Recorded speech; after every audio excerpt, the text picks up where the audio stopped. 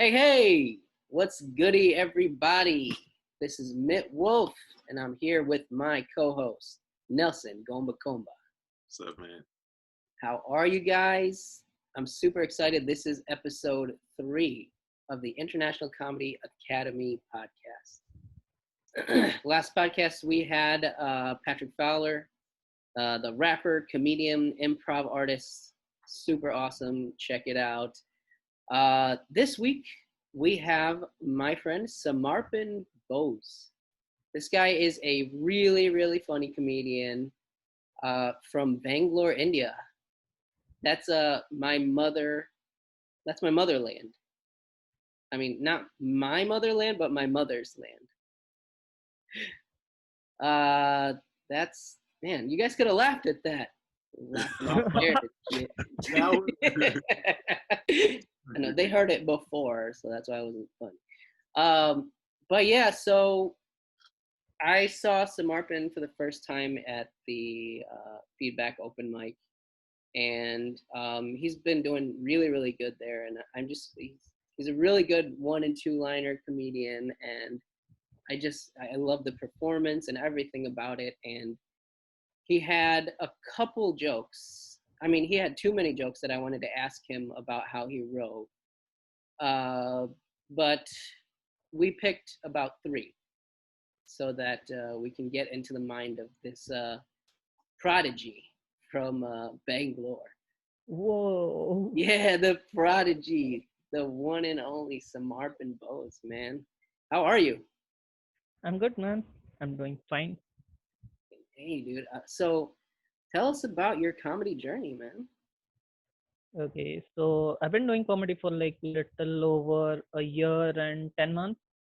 So the way I started, okay, was I was born in 1998. Okay, I don't want to go that far back. Uh, the one thing that I remember is, okay, when I was born until maybe about 2010, we didn't know anything about comedy. Comedy didn't exist in India. Like we knew that okay, there are these people who do shows, but they are famous because they are in Bollywood movies. Someone like Johnny Lever, like he's there in Bollywood movie. He got famous from that, and he says stories and makes jokes on stage. That's all we knew. And then around 2010 the whole comedy boom happened where people like I guess someone from UK came, either it was Comedy Store or someone, and they came and they started doing these shows, and that's when Indian people got into comedy. So anyways, so the way I see it is I started liking comedy or loving comedy when I used to watch all these old movies like Charlie Chaplin, Buster Keaton, all those movies.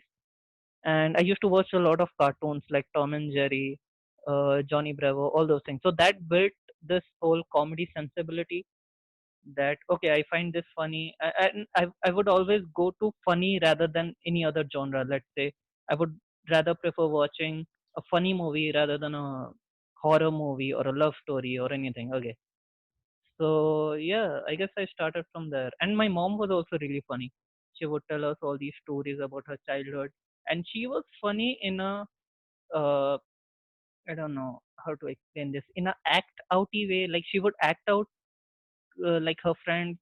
She would act out how we were as kids, and she would make these faces and these accents, and it was hilarious to me. And I guess that was also part of it. So I started doing comedy in 2018 September, and but I thought of doing comedy at start of 2018. Okay, so it took me like maybe 8 months to convince myself that okay, this is something I want to do. I was really scared, and then again, comedy isn't such a thing that people know about. I didn't know how to start. I My idea was okay, these people are funny. My idea was they make that stuff on the spot. I didn't know that you had to write material. It took maybe 4 years for them to build, like make this set so tight. I have no idea. I just thought that they were just making it up. So so for 8 months I did my research. I was searching everyone, starting from Billboard to my first comment. The first comment that I saw was maybe Russell Peters, for obvious reasons. And then I I just googled top 10 best comics, and I got all those lists. And for the first couple of months, I was really into all those guys. Dave Chappelle, Bill Burr, all the. Uh, I guess those are the entry level comics, the best of the best. And then as I started digging more, I found out Sam Morril, Dave Attell, Mark Norman.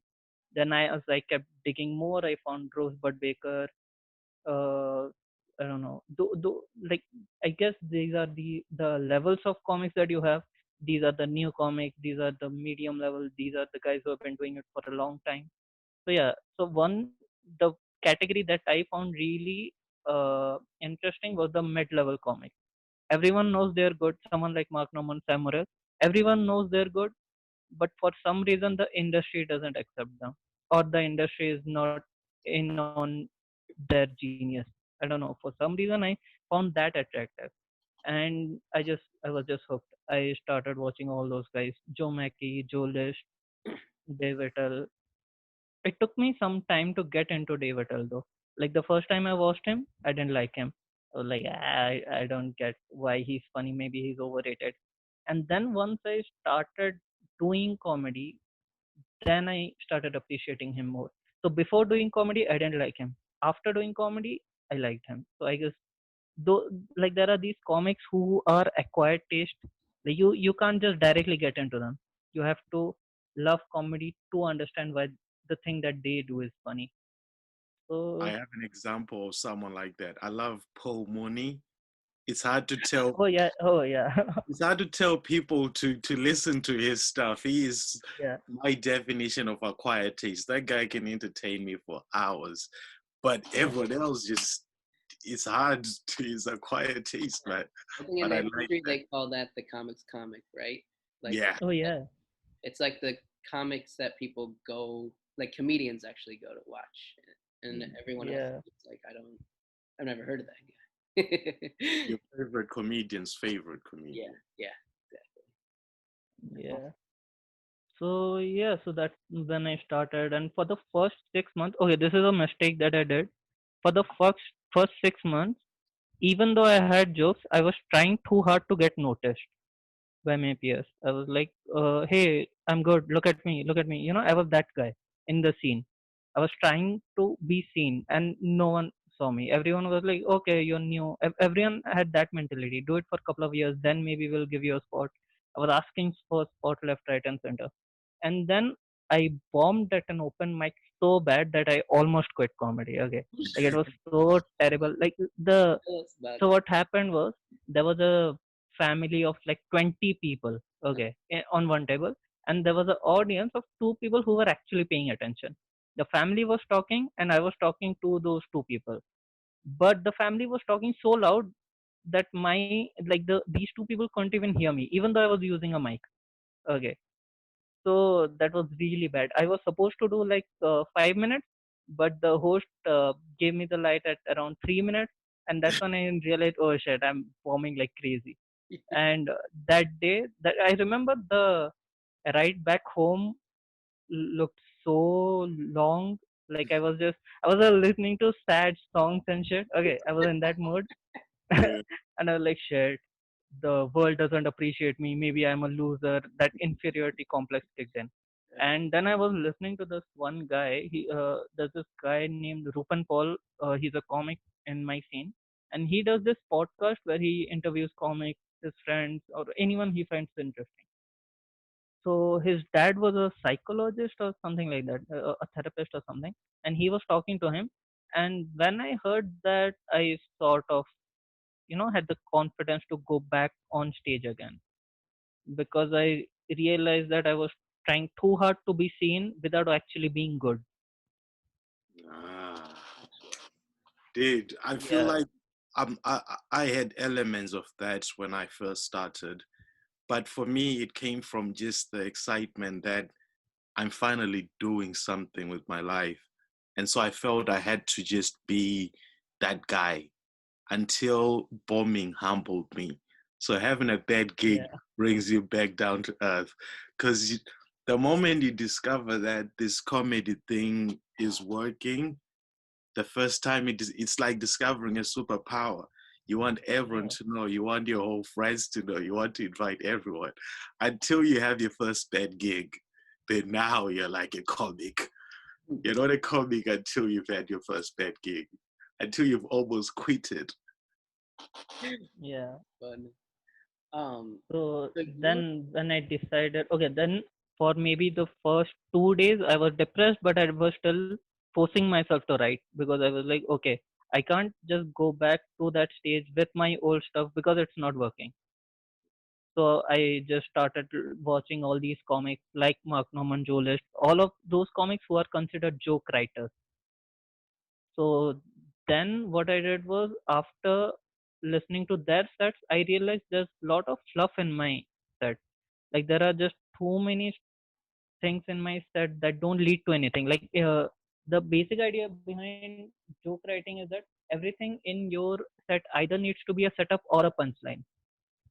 If it's not a setup, it needs to be a punchline. If it's not a punchline, it needs to be a setup. If there's anything that doesn't serve any purpose, then that's fluff. You can get rid of it. You don't need it. So that's when I started removing all the fluff from my set. And till that point, I thought I had 10 minutes. But after removing fluff, I got like maybe 4 minutes, decent 4 minutes. yeah. Okay. Yeah. So now that you discovered that you had your 4 minutes, right? How did you then push it to where it is today? How many minutes Um, would you say you have now? right now I have about 20 minutes. 20 minutes that I'm satisfied with. I'm like, okay, this is good. So how did you then start pushing it from that 4 minutes that had been trimmed down from a 10-minute spot? How did you push that to where it is now? Hmm. At first, I actually got really sad. I thought, okay, I thought I had 10 minutes, but now I only have four. There are Mm, other comics who are doing like maybe 5 minute every week. How do I get to that stage? And then I noticed this one thing that I started noticing comics and seeing their patterns. Like the comics who have longer set, they have a lot of fluff in it. So they are, so I'm getting jealous of fluff. Whereas I don't want my set to have fluff, right? So it's sort of foolish of me to get jealous of that because that's not something I'm striving for anyway. yeah, So that's when I thought that okay, let me do this one thing. I'm still in college. I don't really have any pressure on me as of now of earning money or doing anything, supporting my family. So this is probably the best time for me to be uh, that person who strives in I don't know what's the word. Like you don't see him, but he's getting better. yeah, That guy strive in something. I forgot the wording. So struggle in silence, more or yeah. less. Okay. So I started hitting every mic that I could, Mm, whether it's a cafe or a bar. I've also done mics where there's only one person there. Okay, yeah, and it gets really awkward for obvious reasons. But my idea behind it is okay. This situation is already awkward because there's only one guy and there are like 10 of us, 10 comics who are trying to make this one guy laugh. And this guy would laugh, but you won't really get a good gauge over your material because maybe this guy is laughing because this is a really awkward situation. He doesn't want to make things awkward for you, so even if you're doing a bad joke, he's like ha ha ha, good one, you know. yeah. Maybe that's the case. So I tried. So those are the mics that actually improved my writing because now I could differentiate. Okay, is this guy laughing forcefully or is he laughing because he actually finds this funny? Mm. what is You it? know, I What does it sound like? I mean, like, how do you know the difference between a forceful laugh versus like, you uh, know, oh yeah, what's funny? psychology is involved here. I realized that I also started looking at these videos, online videos of how psychology works. Okay, how to read facial expressions and all those things. So Okay. I realized if you're doing a forced smile, then the wrinkles around your face are much less. You know, I'm doing this. Okay, even though to you it might seem that I'm smiling, there are no wrinkles around my eyes. But if I'm genuinely laughing, I'm like, ha ha ha, like, my face is getting distorted and shit. So Like, that's yeah, one. now, That is one. The second is that I when I uh, but if the laugh is either going on for too long or too less of time, like if the like I know that okay, this joke requires this amount of laugh, or at least this joke deserves this amount of laugh, right? If if it's anything less than that or more than that, then probably this guy is faking it. This audience member just wants to be get, like, he just wants to get this over with. So I can't properly explain how I found it, but it is something that I, you know uh, found through YouTube videos, and then I started trying it on my friends. I would make bad jokes on purpose to see if they laugh or not. Well, that's great. Obviously they won't laugh. Um, Sometimes they would laugh, but I could see that they are just laughing to be polite, Yeah. not because they find it funny. Samarpan, I think that ability might come naturally, the ability to differentiate between different types of laughter. Because sometimes I will talk to other comedians about timing a set, knowing when you've reached the 10-minute spot, the 20-minute spot. And some people perform so much that they don't even need a watch. they've they'll do their jokes the way they do their jokes. They know how long people are meant to laugh. They know all these. They've done it so much that they know, they recognize that laughter. They know when the laughter is fake, when it's so off, Yeah, to the point where when they get to the 10-minute spot, they can look at the watch and say, "Oh, 10 minutes done."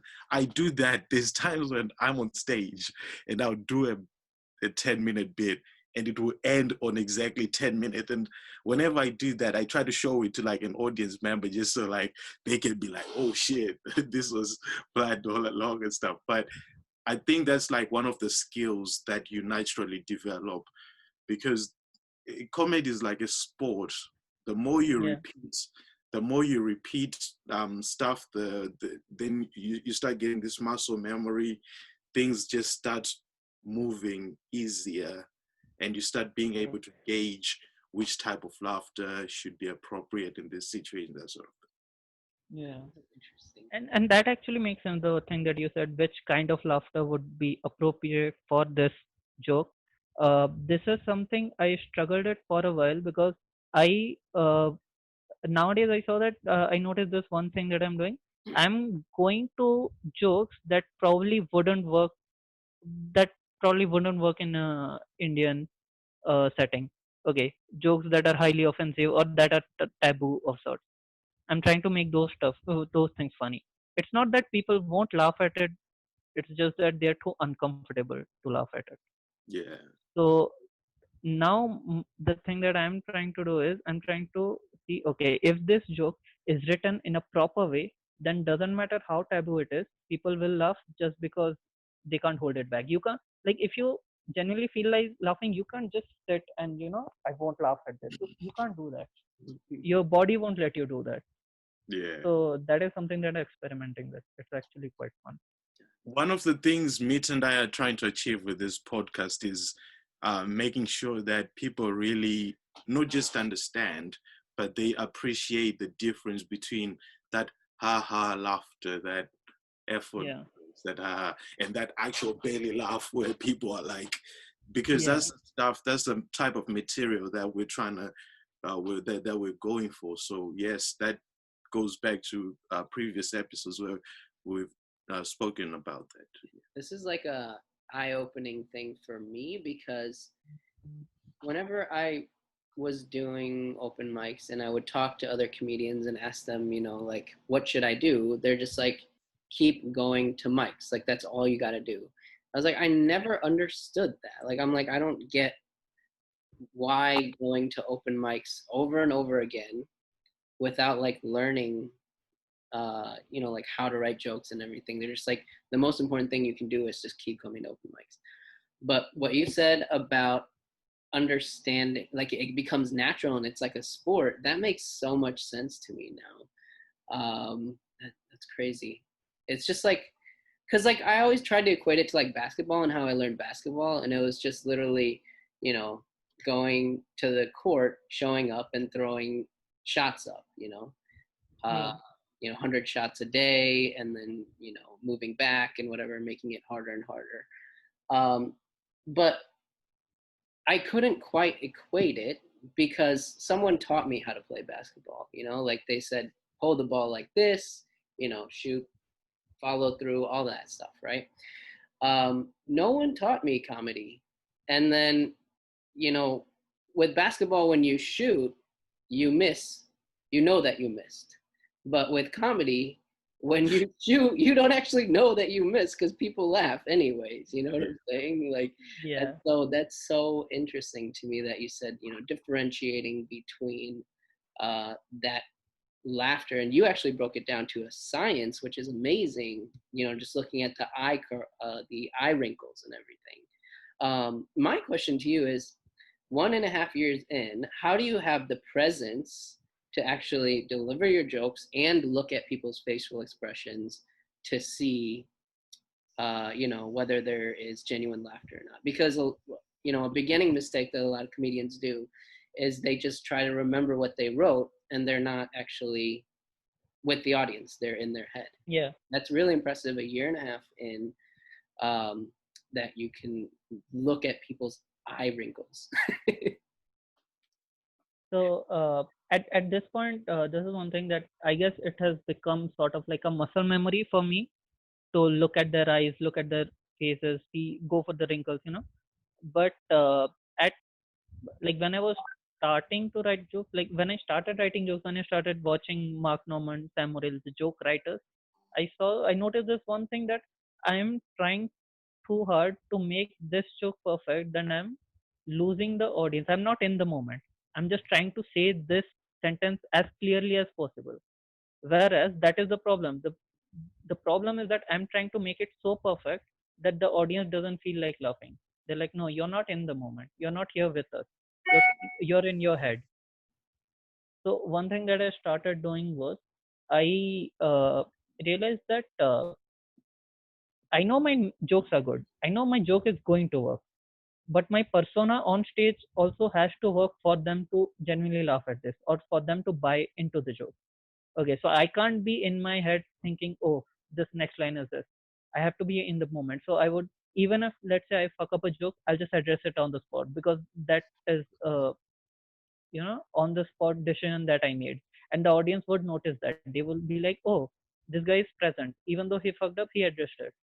Oh, and then another thing that I would do is, I would, if someone wouldn't laugh at a joke, then I would address that guy, not in a really aggressive way. I would be like, yeah, let's say I make a joke about domestic violence and one guy laughs, okay, and then I would address that, okay, this guy appreciates domestic violence, and that would get a laugh.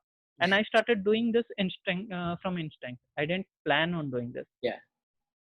So I guess what I did was, I was trying to bring my real life persona more into stand up. Whereas before, I was trying to do an impression of a comic. I was trying to impersonate, like, okay, these are the jokes, you're supposed to laugh at this. They're Right. like, no, we won't laugh. You But were then, acting yeah, funny. You were acting funny as opposed to being funny. exactly.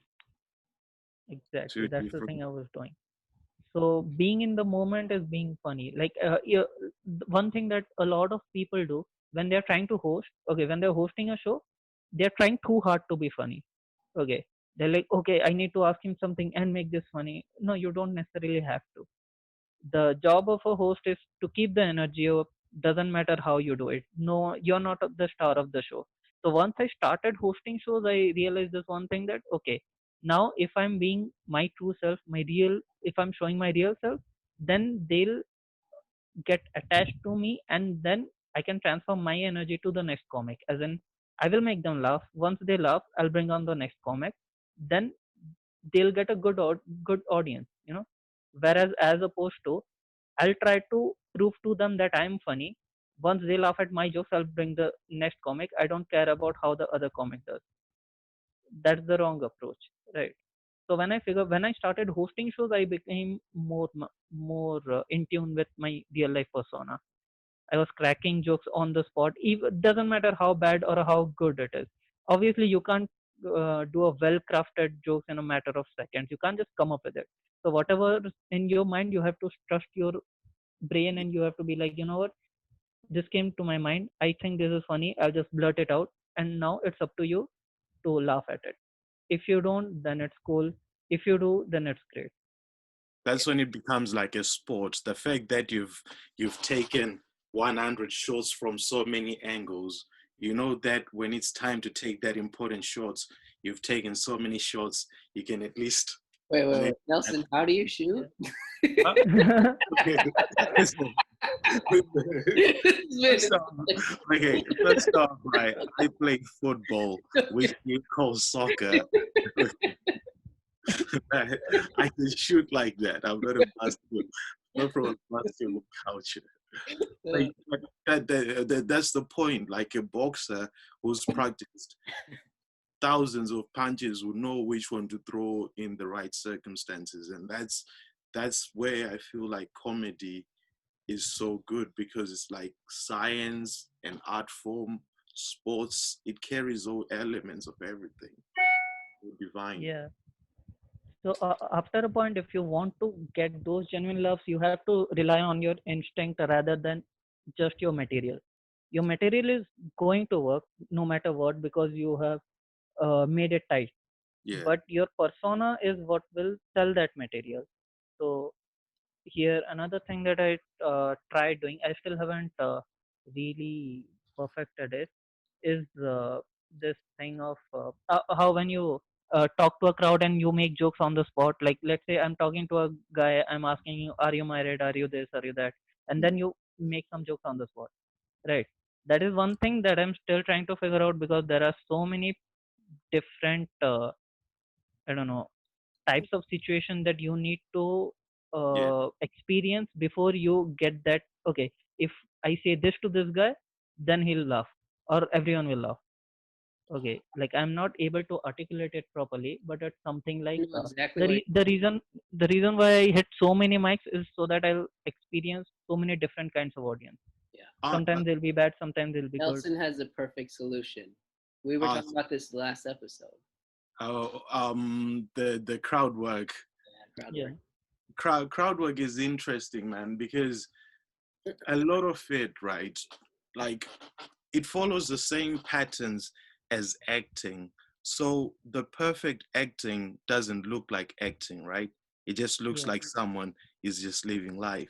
So when you're doing crowd work, the reason why the best actors don't seem like acting is because they focus on the truth of they focus on the truth of whatever they're doing. So let's say if it's a scene where an actor is breaking up with his own on-screen girlfriend, they'll focus on how people break up, like the actual true emotions that someone would go through in that situation, the truth behind the moment. So if you're on stage and let's say you're talking to, let's say, a mother of 10 kids, there's certain universal things that are true that naturally as humans will be like, you got 10 kids? Damn, it must be stressful doing the dishes in your house, or like the laundry must be something. But that's because even though you're in that moment, like even though you haven't planned it, there is certain truth that's coming out. There's someone who's watching you do that will be able to pick up on the fact that, oh, I see why you would ask that question, because she has 10 kids, blah, blah, blah. So I think it's focusing on the true connections that people have. And this is where things become interesting, because they're universal truths. They're not yeah, things that are written down somewhere. If you see a plumber, you know damn well, or if you see a builder, a bank accountant, a lawyer, there's certain things that are universal truths about them. So it's really hard to get to the point where you can just do this naturally. But I think it just comes with living life and interacting with so many people. If Steven Spielberg is in your audience, you gotta find something. There's certain questions that just come right naturally. Like, damn man, as a comedian, I'm looking for movies. Like, you can just ask him for a job on the spot or something. But the reason why people would laugh is because they're like, oh shit, I actually believe that, because a comedian would genuinely ask Steven Spielberg for a movie and stuff. So there's gotta be an element of universal truth in them. And that's where comedy becomes interesting, because it's about you picking up on things that people don't know they already know.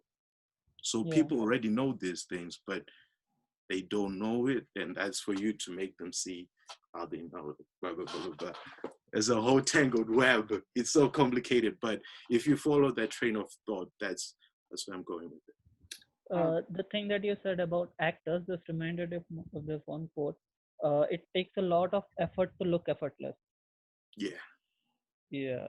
So I Well, so guess that's that. what I was talking about actually, Nelson, is that you actually wrote a bunch of jokes about every occupation before you Yeah.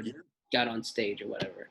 Yeah. So that's what I'd say is list out all the occupations that you ever see at these open mics, and just you're a great 1-2 liner comedian. Just write your one lines for those, and those are your stock lines.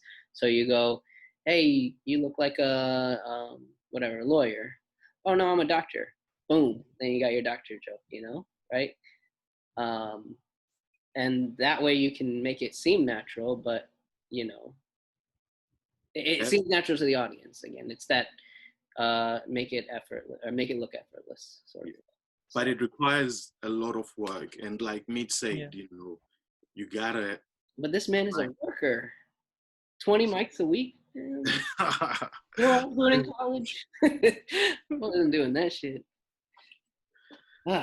So Okay, yeah. all right, cool. That's a good segment too. Anything else you wanted to add, Samarpan, Um. about Uh. your history and what you want people to know about you? This is your promotion. Okay. Oh yeah. There's this one problem that I struggled with for a while, which was after I got into writing and struggling in silence that phase. I didn't want to get noticed by anyone. Even though people were noticing me, I was like, don't notice me, I'm not good enough. So the problem that I was facing was even if people were giving me spots and they were giving me opportunities that hey come do my show, there are going to be a lot of people. I was avoiding it because I was like I'm not good enough. I don't feel like I'm good enough. So I was avoiding it. It's not like I couldn't go and do the show. I know I would have killed, but I was aiming for something that's I don't know beyond I don't know my capabilities. That I was like until until I become the best, I don't deserve to be seen. That was the mentality. Yeah. And then I talked with a couple of people and I realized that I can't really do that. Like you can't just wait to be perfect and then do a task. Yeah. So you have to one way or the other you have to go face that crowd. From doing that you'll get good, even better maybe. So that was one problem I was struggling with. Which is I think it's an idiom, like perfection is not a destination, it's a journey, right? Like Yeah. it's a direction. So I think that's what it is, right? Yeah. I don't think there's anything as perfect, and when you reach your perfection, other people will be like, that comic shit. And there's always gonna be haters, right?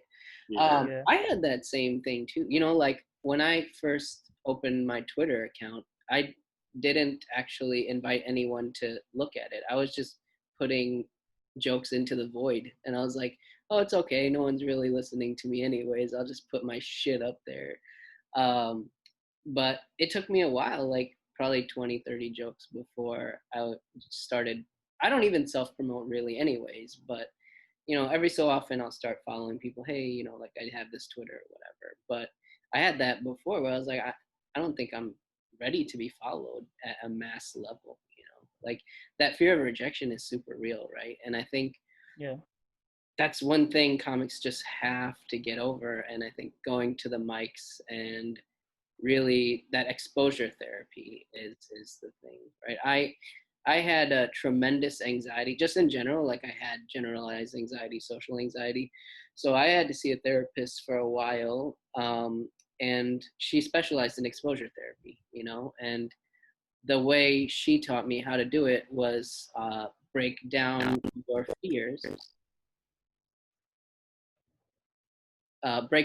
fears, into smaller manageable tasks and then rank them from 1 to 100. And so if you have a fear that is like 10 to 30, don't worry about those fears. That's not anything to worry about. Like you can do those things. If you have a fear that's like 70 to 100, then you're like, that's too much of a fear. You're not even going to be able to function in that environment. And then you'll fail in that environment, and then the fear will just build, you know? So if there is anything between 30 and 70, that's where you want to live. And those are the tasks you want to keep doing over and over and just live in those fears until they go away, you know? And that's what I had to do with a lot of the fears that I had, was literally rank them, divide them into sections, and just keep going at them every day, you know? And I think that that helped out a ton. So, yeah, That is interesting. yeah, yeah. So Samarpan, this is gonna be the the reason why I actually got you on here, right? Because you're just such a great one-two-liner comedian, and 3 of your jokes I thought were really, I mean, you sent me about 20. 'Cause your bits are just so packed with punchlines. But I had to pick the 3 that I liked the most. So I'm going to have you kind of perform those 3, and then kind of just tell us how you went about writing those. Okay, so I'll start with the depression joke. Yeah. The depression joke, that sounds funny. Okay. The joke is basically, okay, I'll just read it out. Yeah. My friend has depression, not because of me, he just has it. He's casually depressed. He told me he was born depressed. Like the doctor didn't even have to hit him to get him to cry. He was just doing it on his own. Like he's so depressed that if he was a superhero, he'd be the Incredible Hulk. Recently, he had a change of heart though, and like he said, you know what? I'm done with this depression shit. What I'll do from now is I'll be casually depressed. I fucked up the joke. I'll be casually suicidal. Okay. And then one day we were hanging out in his roof, and then he just casually went on to his ledge, and he was like, "Hey guys, wanna see a dead body?" We were like, "No, don't do that here. Like, at least wait for us to get out of here." Like,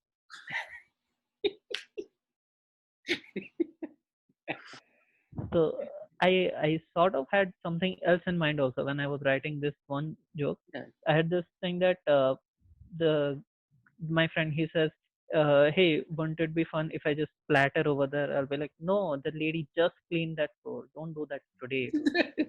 That'd be rude." Right. That'd be rude. So the reason why I wrote this set was, of course, I have a friend who has depression.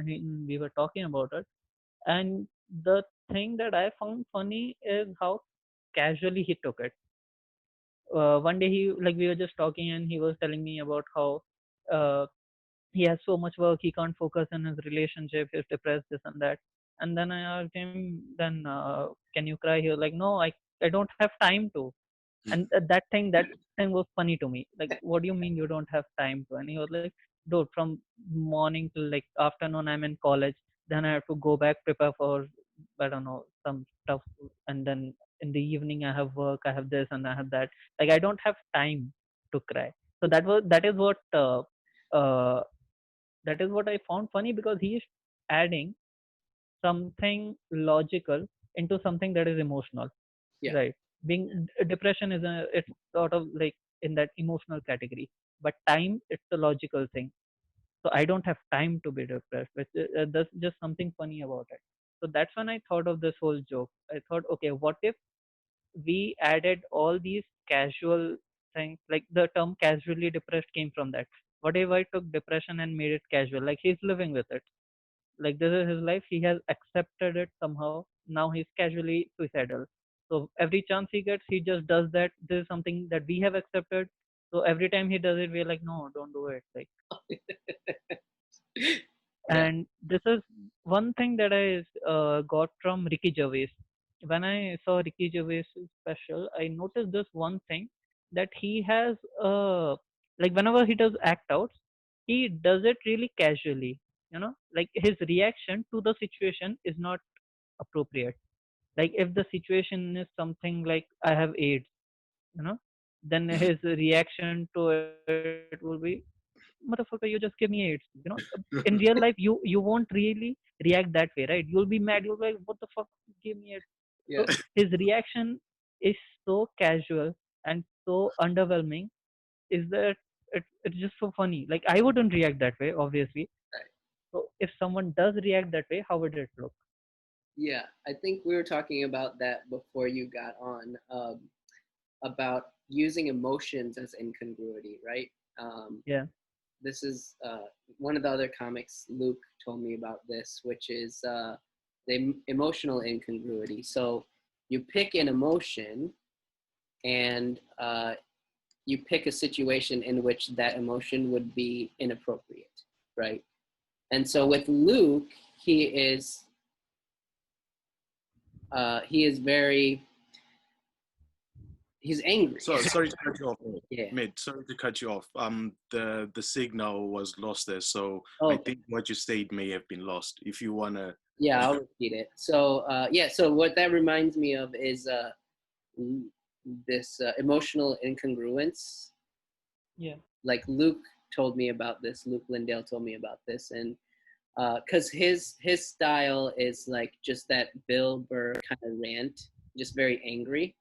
And I always was wondering like why anger is so funny, because I'm not an angry comedian, so I was like very jealous of those kinds of like ranty jokes because I was like, well, I'll just never be funny because I'm not angry. I don't have angry jokes. But so I was talking to Luke about that, and he was like, yeah, you don't have to be angry. All you have to do is pick an emotion and then pick a situation in which that emotion is not appropriate whatsoever, right?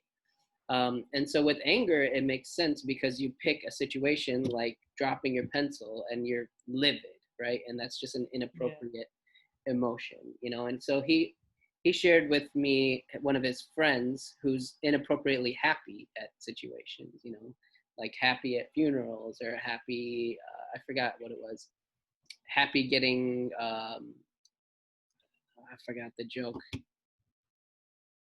I think he was like being stuck up and he was just like so happy, like he was getting robbed and he was just like, and the happier he was, the characters around him got more angry. Like, bro, I am sticking you up. Stop smiling. You know what I'm saying? I think Gerard Carmichael has a joke like that as well, where he's just like the happiest black guy, and every one of his friends is just like, yeah, oh, that is not gangster. Just stop it. Like, why are you smiling all the time? So emotional incongruity is the theory there. And then the second part was ambivalence, right? So if you're not going to use well, it is emotional incongruity, but if you're not going to pick an emotion, you just pick a non-emotion where you're just like, whatever. And then yeah. that's funny as well. So that's pretty awesome that you got that from Ricky. The funeral thing reminded me. There was this another tag to that joke, which was he is that guy who goes to funeral and get jealous of the dead body. That was like the tag. That's So fun. so in this situation, even though uh yeah, you can say, you can make that argument that, oh, you're making fun of depression, you're making fun of suicidal people and all that. The one thing that Ricky Gervais said is, you're focusing on the subject matter rather than the joke. That's why you're not laughing as an audience. Okay, you're supposed to focus on the joke. The joke here is that I'm being insensitive to a person who's depressed or who's suicidal. That's the joke. The joke is not me making fun of this person. Right. So yeah. that is one thing that I remember.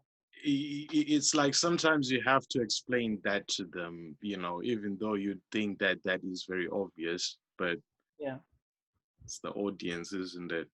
We gotta have to deal with them. Can't escape that. And so the thing that interested me about that joke was the last portion of it, which is the punchline, the reverse. So I wanted to delve into how you come up with those reverses, because a lot of your jokes are like that. It's like you make an audience think one way and then you flip them by looking at the situation in a different way. So um, uh, To be honest, the reason why I do that is because okay, this is something technical. Uh, I when I started watching all these joke writers, the concept of hack Yeah, came into play. Okay, right. like I started like everyone explained to me what a hack is, what's not, and everyone has different variations of it. Everyone has their version of it. Okay, so there's no, you can't just look at a person and everyone will agree that this person is a hack. Right. Someone will disagree. So what I started doing was, for me, I did this, that if it's a punchline that anyone can come up with, that I don't want to do it. Yeah. Yeah. If the way you're going to do it is uh, so here in this one, the flip or the misdirection is us saying to that person that no, don't do it now, like do it after we leave, something like that, right? So that's the flip here. That's the misdirection. Right. The reason why I did that is because it'll be too easy to just say, no, don't do that. Like, you know, if I end it over there, then it's too easy. There's no joke there. Our reaction to his action is funny, Yeah. Yeah. but there's no joke there. Yeah. It's just the reaction. So I wanted to end on a joke, so I have to say something like, I have to add that flip, that no, don't die now, that lady just cleaned the floor, it'll be insensitive to her, Right. so that is, so I didn't want to be that. I added my own definition of hack, which is, if anyone can think of it and you're doing the same thing, then you're not adding anything new to it. Yeah. Just change it in some way or the other. Yeah. And I think that's a great way to write jokes. Like you think of the association, and then that's like pretty much what everyone will think of. And then you think of what the comic will think of, and then you go with the next one. Like if Yeah, you can trick a comic, that is the best joke you can actually have, right? yeah. And that's what I love about your jokes. I can never figure out your punchlines until the end. I'm just like, oh shit, that's what he meant. But so how do you come up with just that flip right there? The don't do that. Um, wait till we leave, right? um the way I come up with it is, basically I write jokes based on opposing views that I have. Like if this is not a view that I hold, and if I do this, then it's funny. Like for example, if my friend was actually suicidal and he was actually doing it, obviously I wouldn't say this. Yeah, I will help him out. I'll be the good friend. I'll maybe recommend him a therapist or something. I'll do yeah, those things. yeah, Though that is the real me. yeah, But the comic me would be, okay, this is what the real me would do. This is what the opposite of me would do. If there was an alternate, if I had an evil twin or yeah. Evil something, twin. or Yeah, if I had an evil twin, he would do this. He would say, no, don't die now. Wait for us to leave at least. He will do that. So that's how I came up with this joke. Okay, this is something I wouldn't normally do. This is not something the audience will associate with me.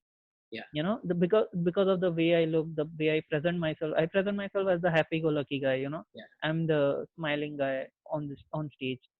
So when I say these dark things, you don't expect it. yeah, Yeah. Um. Um. So Uh, yeah. in that situation, and sorry to cut you off. We can get back to that. I was just saying. So what you're saying is, whilst you would say, "Please, man, don't jump over the roof. That is wrong." Your evil twin would point to an even taller building and say, "Why don't you jump from that one? It's even taller." Yeah. Yeah. So Oh, that's wow. What an easy, like that's crazy. Like that concept of just opposite or evil twin. Uh, yeah. Yeah. it's so easy to just like go ahead and use that now. That's awesome. Be Wow. like, "Hey, man, don't jump from this building. There's an even taller one over there." That's awesome. Great. Wow. Just adding more to that, there was this one. So this whole concept of evil twin, this has seeped into my personality. Like now, I can switch between these two things. Okay, switch between the real me and the evil twin. Okay, got it. So there was this competition that I was in, where there were like 19 comics, and like maybe like five of them did jokes about their dead parent, either a dead mom or a dead dad. Yeah. Okay, and everyone knows that, every comic knows that those are some of the riskiest jokes that you can do, because it's very uncomfortable for people to laugh at those things, because they won't laugh at it unless you're comfortable with it, right? They can see the discomfort in your face, the audience. So I saw the first person do the dead dad jokes. I was like, okay, the jokes are good. The audience did laugh. The second person did it. The third person. Then by the time the fifth person did it, I was like, hey, that's hack. Okay, already five people have done that. Okay, just at least have a dead uncle or something. Just bring something new to it. So that was my first instinct when that thing happened. Yeah. So it is sort of like by practicing it so many times, it has become like second nature to me. Got It it. second cousin. At that point, that would be funnier than a dead parent. Like, you go on that stage, you're like, listen, I'm sorry, I don't have a dead parent just like the other five guys here, but I have a dead second cousin. What's wrong with Roger? Second cousin. It's just no one knows about it yet, right? No one knows where he's buried. So that's great, and that alludes to that instinct, right? So that's not something you read in a book, Evil Twin, right?